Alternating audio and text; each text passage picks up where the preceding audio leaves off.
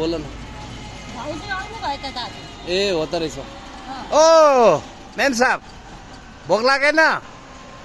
तपाईहरु त नि बिहानको 2 बजे भात खानुहुन्छ हैन 2 बजे अब भोक लागेन भोक लागेन लु छिर त्यसो भए खोर खोर खोर खोर खोर कुखुरा हो र खोर गरे खोर खोर भनेको यता आउँछ फेरि यो पनि यता किन आएको नआउनु भात ल्याएको छ खानु परेन ए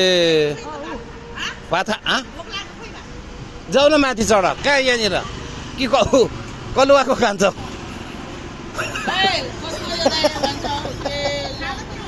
हाँसेर मर्नु आँट्यो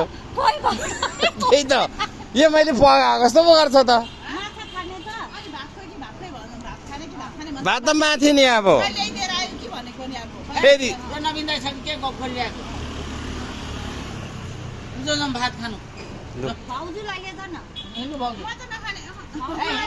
खाँदैन नि जाऊ यहाँ बुढाबुढी यहाँनिर भात खाने भन्दैछ डिस्टर्ब गर्छ माछा काँचो माछा खानु अनि यति बेला कसले पकाउँछ त पकाएर ल्याएको छ त ए अब खाँदैन हो म अब म यता खाऊँ भने फेरि उता बुढी रिसाउँछ भाउजू हो त अनि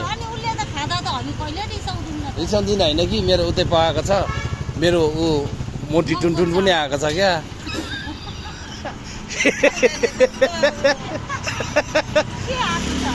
मोटी टुनटुन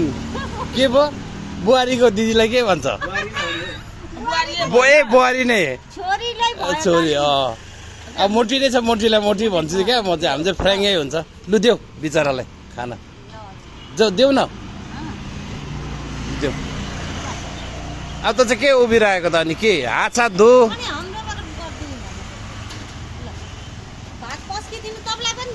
मलाई नदेऊ बहिनी होइन होइन होइन होइन ल ल लु खा मजाले मुर्रा अब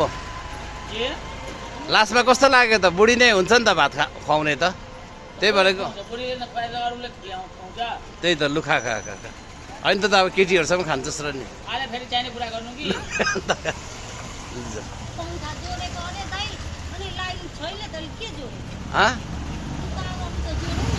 खै